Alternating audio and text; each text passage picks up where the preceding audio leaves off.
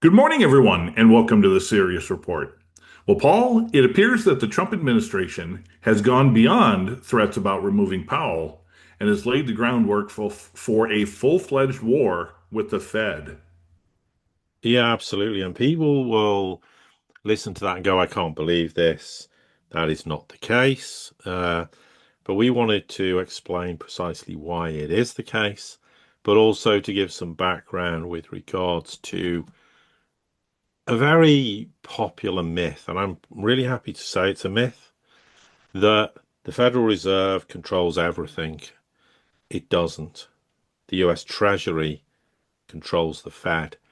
And for a long time, the Fed would basically have done what it was told in a roundabout way. But increasingly, we saw that wasn't the case.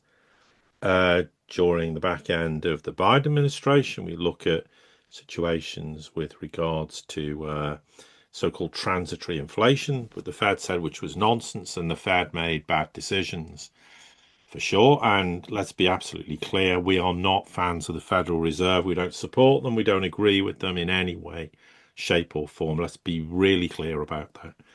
But there is no doubt, in particularly since the Trump administration 2.0 came into office, that they have been at loggerheads with each other. Not least because Trump wanted interest rates slashed. The Fed doesn't want to slash rates, and I agree. The Fed's correct in not wanting to slash rates.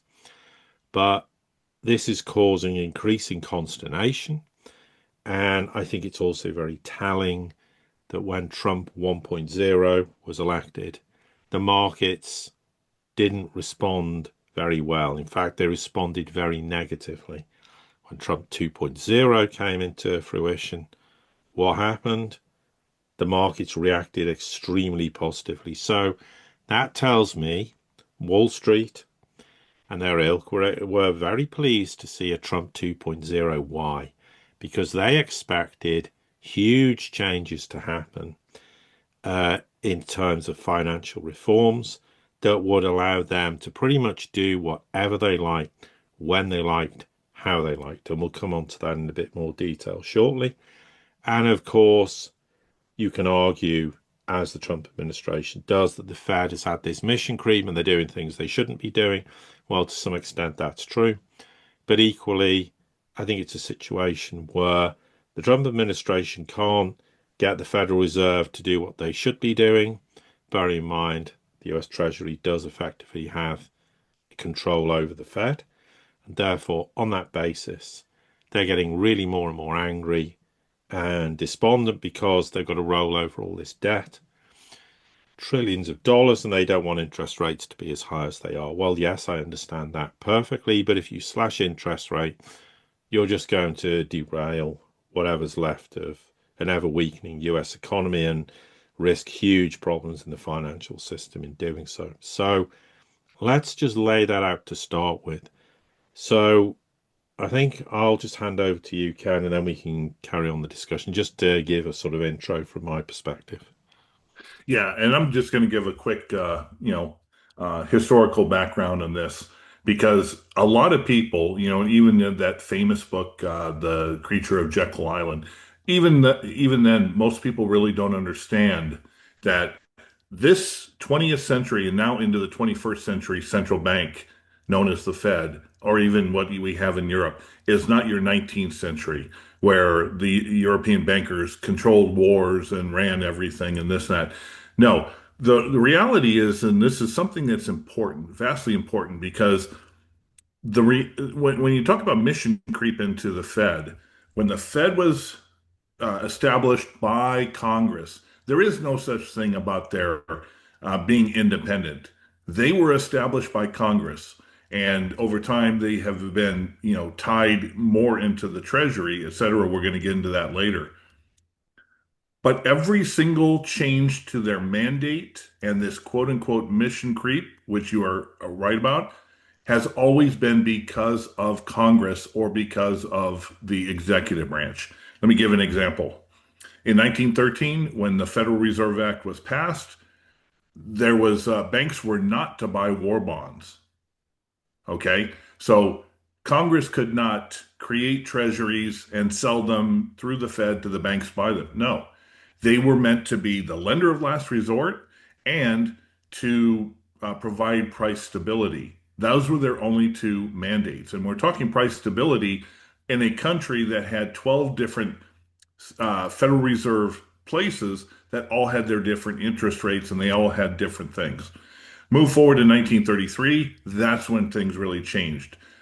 Gold had been the standard of coinage, and it was nationalized by FDR.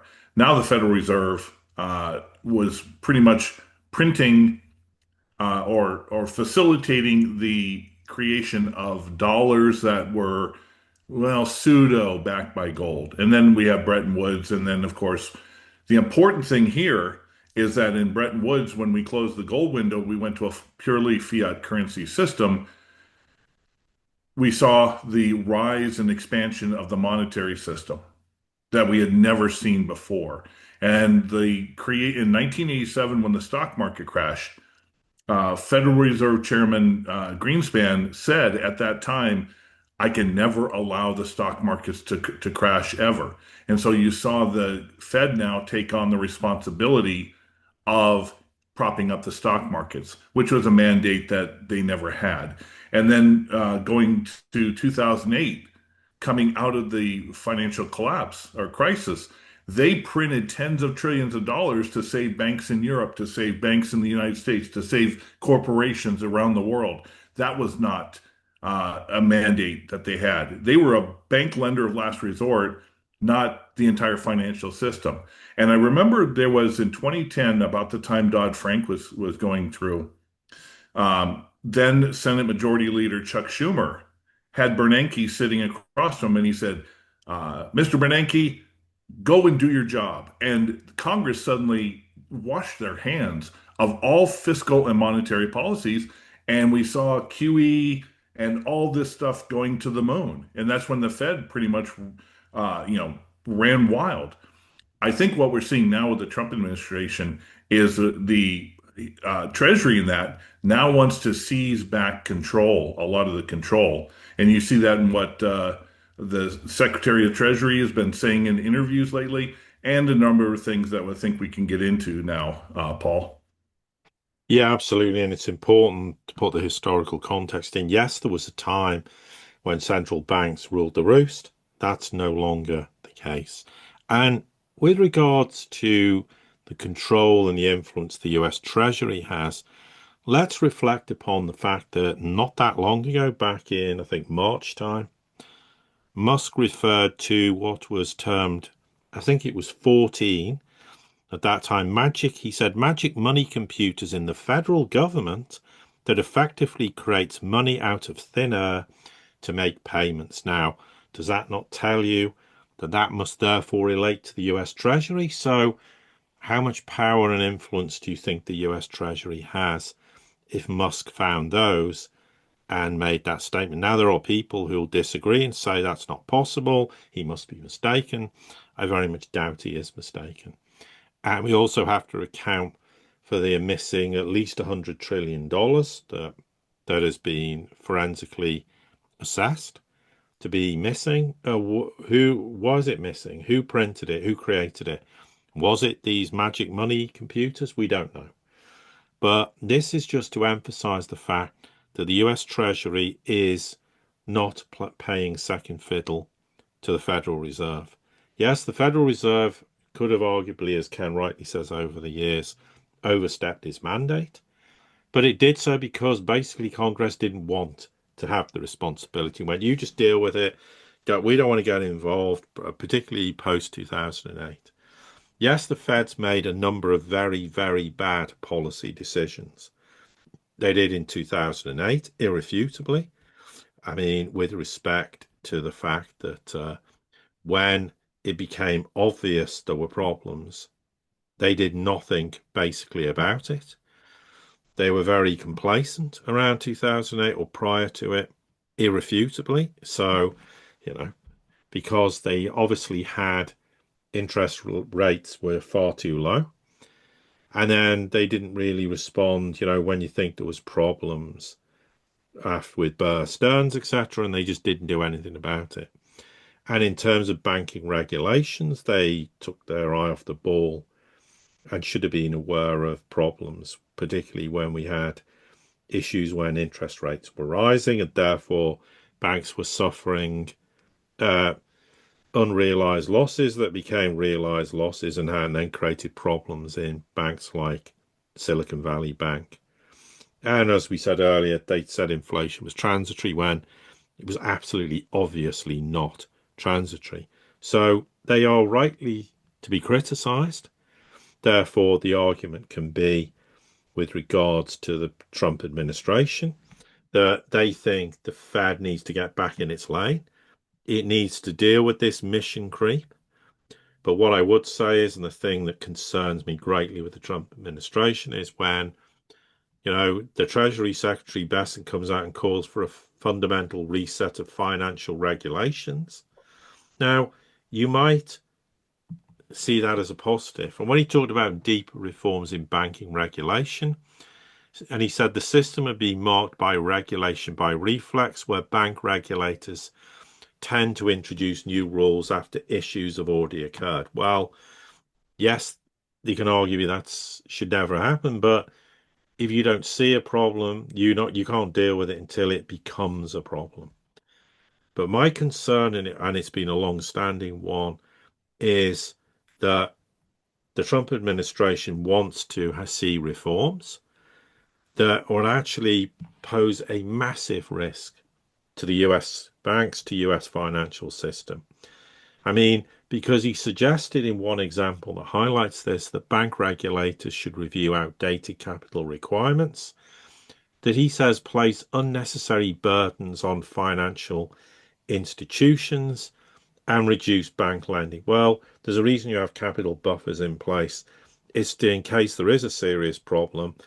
If they're not, banks could be in serious trouble as soon as there's a problem. I mean, and Bessent apparently referenced a proposal in July of 2023 that would subject banks to two sets of capital requirements. Now, he believes that bank regulation should consider scrapping a dual requirement structure. Well, yes, I would agree with that. But my fear is that this idea is, well, just get rid of capital requirements in banks. Let banks to do exactly what they like. Let them basically regulate themselves. And if we want evidence of that, just look at this whole stablecoin thing, that they're going to regulate it, not the Federal Reserve. The government's going to regulate it, and they're going to rely on institutions to do the right things and not overextend themselves. I mean, how much oversight? They claim there's going to be oversight, but how much? And I fear there'll be very little oversight in the end. And therefore, it all just stacks up that they are clearly very upset that the Federal Reserve is not going to be really sanction those kind of measures or agree with them. And I would be in that sense of just allowing the banks to run amok. You cannot allow it to happen. Yes, the interest rate argument is, well, let's cut interest rates. Well, absolutely not. I mean, I think at this, because there's clearly going to be inflation related to tariffs. This is the big idea that there's no inflation. Well, if you put 50% tariffs or 20% tariffs on a widget, that widget is going to cost the importer 20% more, who's then going to charge you, the consumer, 20% more. That is price inflation. All this idea, no, it's not, because people will have less disposable income and therefore they'll buy less stuff, is meaningless. Because on that basis, you can argue, well, did price inflation mean anything during the days of Weimar, when everything got progressively more expensive? Would you say that was inflation? Or because on the basis of some people's definitions, it wouldn't be now. That's just a very weak excuse to say that it's not inflationary. It is. It's going to cause inflation. So the Fed will rightly sit there and go, well, we don't want to lower interest rates because we need to see in the following months, once tariffs embed themselves into the market, what happens. Because if they jump the gun and slash interest rates, then that happens, they'll get accused of screwing up. So the argument is they have some justification in not slashing interest rate. And also just slashing interest rates to roll over the debt, is not a reason to do it either. I mean, the question should have been arguably, why is there so much debt in the first place? Well, we know why, and you can't change the past. There's no point doing so. But I think the comments also clearly said at one point, and it could have just been Trump flexing his muscles to try and think he could frighten Powell into acquiescing by going about firing him, or then he didn't want to fire him, then he's not firing him. And I don't think he's actually got the mandate to fire him. But then, of course, Besant talked about this internal review of non-monetary policy operations, and there's criticism because the Fed, for some bizarre reason, is refurbing its main office. 2.5 billion. I mean, what are they doing to spend that sort of money? So that is ridiculous.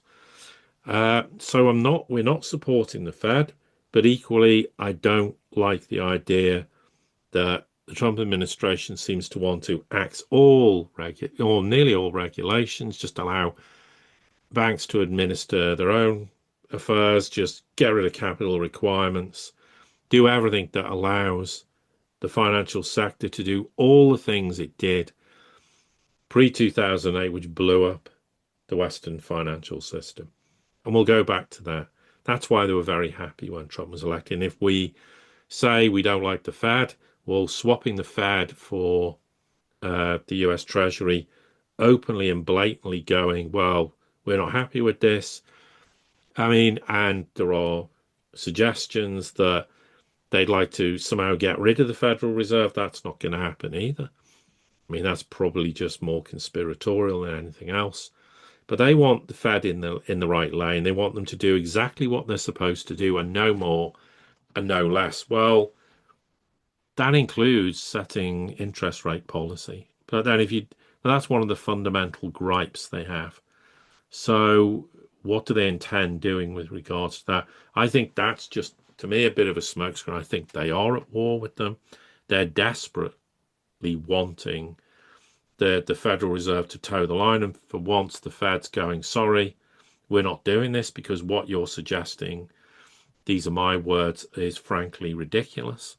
You cannot do that because you're going to blow everything up. You already promised to slash government spending and you're increasing it. Your Doge policy is meaningless because even where you manage to find savings, as small as they were relatively, then there's bureaucracy going, well, you can't scrap that. So what's actually ended up being reduced in terms of the costs? Basically next to nothing. So there is undoubtedly, this is not going to end. I think Besant's comment is trying to, in a way, put the spotlight on the Fed, put pressure on the Fed, and I think they want the Fed to acquiesce to everything the US Treasury wants. And not just forget the mission creep, just basically, you're not going to make any decisions. We're making the decisions, and you're just going to do precisely what we say when we say it. And that's probably why when Trump got elected, the markets reacted the way they did, because they will have been told, don't worry, we'll deal with the Fed, we'll deal with all these problems, we'll get rid of all the onerous banking regulations, and you can just pretty much do what you like. And with stable coins, I think it's a recipe for disaster, and potentially you could cause another global financial crisis, because with the best will in the world, when has governments ever regulated anything successfully? I can't think of a time when that has ever happened. And that is not a defense of the Fed either. I don't think the Fed's equipped to do things correctly, but I don't trust the Trump administration not to think with this really ridiculous mindset of, well, we can do what we like and it'll all turn out well in the end. It won't. And they risk causing huge problems in the financial system. And therefore, I can't agree with the Trump administration either. Yes, things need to change, but this is not the way to do it. No, I think what started out is political partisanship, and inevitably, those who are in the Fed, the board of governors, the presidents, they are pretty much tied to, we'll say, the establishment, more left-leaning than Trump. Nobody really wanted Trump to come into office. But with that being said, I think, interestingly enough, what we're seeing with the stable coins, what we're seeing with what Treasury Secretary and the Treasury want to do, what Trump would like to do, whether he's got all the ducks in a row and knows exactly what's going to happen from it, is that the world is moving away from the dollar and the reserve currency system. Okay. And the US has propped up the entire financial order with overpriced assets, all these bubbles. And they need to rely, when that happens, they need somebody somewhere to keep buying the debt, either to roll it over or to keep the asset prices and the asset bubble propped up. So if we know that the world as a whole has been dumping treasuries, we know that the Fed on their balance sheet really doesn't want to have to see that expand because they're going to have to answer for that. Are we monetizing debt now? And inevitably, we have to take a look at stable coins. Now, for the past, I don't know if it's more than a year, but it's been at least a year, the stablecoin Tether has been a conduit for monetizing treasuries and US debt. And so I think what ended up happening is Trump, the Treasury Department saw the potential of being able to bypass the Fed and the Fed's balance sheet. You know what? We can put all of these treasuries through these stable coins. They're completely off the record. We can expand it all we want. And if you think Congress was more than happy to finally do it, because now they can justify their budgets and et cetera. I think this is as the world moves away from the dollar-based system. They need to find something else to replace it the same way that the petrodollar replaced the reserve currency when they went off the gold standard. Now, is the rest of the world going to accept this? Most likely not, but it's going to at least be able to keep the US pushing this for a little while longer until the entire bubble absolutely implodes. Yeah, absolutely. Extremely important points to make. There's no doubt that the whole point of having stable coins was an admission the dollar in its current form is in terminal decline, and they had to do something to encourage the world to adopt the dollar again. But the idea that you move what might be termed a money creation to the private sector is just pretty scary and really not something we should encourage. And as I said, how are they going to regulate what goes on? How are they going? They said they're going to audit everything. Well, is this like all the other auditing that's ever gone on that failed to deal with anything that it should have found or that existed and they pretended didn't exist and denied its existence and then claimed when it blew up, oh, we could not possibly have ever seen that happening? Well, 2008, if I saw it in 2006, what's their excuse? Well, and therefore on that basis, this is really giving in financial institutions and corporations potentially the license to almost print money. Now because the argument is, well, I've issued a stable coin and it's backed by a dollar or it's backed by a US Treasury. Really? Are we absolutely certain about that? And how do we know that? So, I'm not saying it will definitively happen, but you can guarantee people will see an opportunity to bend the rules. And when they do, all mayhem will break out because it always does.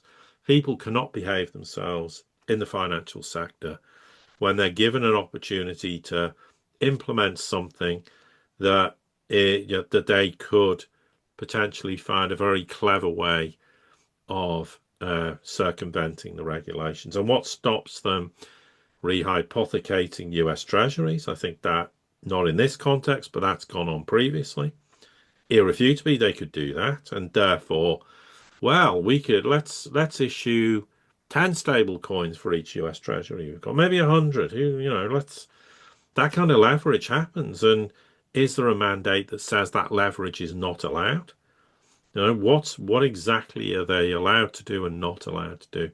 But this is desperation. And therefore, given that the Trump administration's prepared to do this, frankly, I don't trust them with regards to their ideas of how the financial sector should be reformed. And yes, the Federal Reserve would probably be a lot better if it didn't exist and in any way, shape, or form.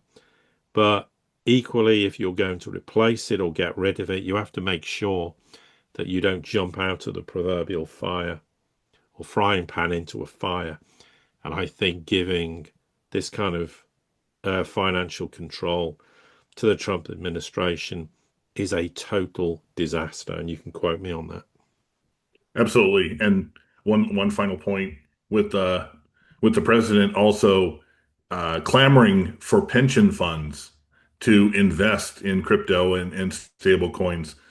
I can't think of another greater fool scenario than that. Anyway, Paul, any final thoughts you wanted to add to this? No, I think that's probably a good point to stop. It's a big subject area, but we've kind of talked some of the fundamental points. Absolutely. To everybody here at the Sirius Report community, as always, thank you for your support. Don't forget to like, share, subscribe, comment, send this out to anybody you think it might be important to. And until the next time we get together, have a great day.